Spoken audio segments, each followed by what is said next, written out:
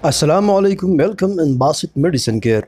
दोस्तों, आज हम आप लोगों को बताएंगे नामर्दी के मसाइल और नामर्दी के इलामात, वाज़ेह इलामात, और इसके अलावा इसका इलाज और इसके मेडिसिन के बारे में। तो इसलिए जो लोग जो मर्द हजरात इस वीडियो में इंटरेस्टेड नहीं है वो अभी वीडियो छोड़ स्किप करके जा सकते हैं। तो दोस्तों, आज हम आप लोगों को बताएंगे लेविट्रा टैबलेट्स के बारे में, यानी इसके यूज़ेस क्या है, इसके साइड इफ़ेक्ट्स क्या है और इसके वार्निंग्स क्या है। तो इस सब के बारे में मुकम्मल मालूमात हासिल करने के लिए इस वीडियो को स्किप किए बगैर आखिर तक देखें ताकि आप बेहतर समझ सकें, अदरवाइज़ आप मिसगाइड हो सकते हैं। नाजरीन, आजकल उज़्व तनासुल नामर्दी की सबसे वाज़ेह इलामात जो है वो उज़्व तनासुल को खड़ा करने में नाकामी है। कुछ मर्दों को उज़्व तनासुल खड़ा होने या बरकरार रखने में कभी कभार परेशानी होती है, जिसे आम समझा जा सकता है। अगर यह मसला बार बार बनता है या तवील अरसे तक रहता है तो आपको अपने डॉक्टर से मिलना चाहिए। नामर्दी की बहुत सारी वजूहात है। बाज़ औक़ात इंसान की सेहत का दूसरा मसला भी हो सकता है।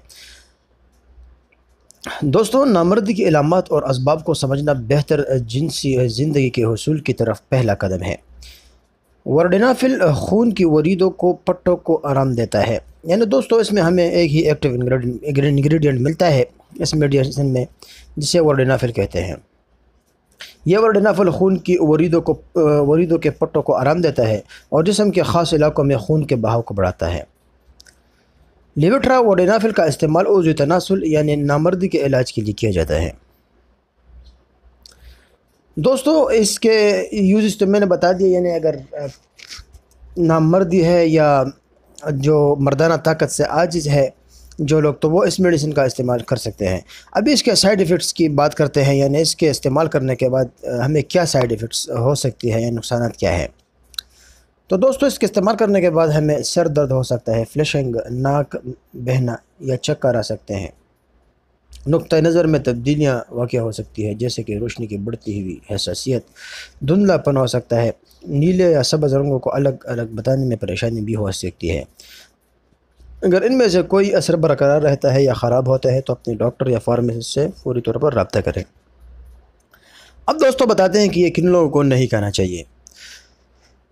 तो जो पेशेंट है गुर्दों के, यानी गुर्दों के पेशेंट है या जिनके जिगर में या लिवर में कोई मसला है, इसके अलावा जिन लोगों को हार्ट प्रॉब्लम है, यानी हार्ट डिसीज़ है या हार्ट अटैक हुआ है या अंजाइना, चेस्ट पेन है, तो वो लोग ये इस मेडिसिन का इस्तेमाल कभी भी ना करें।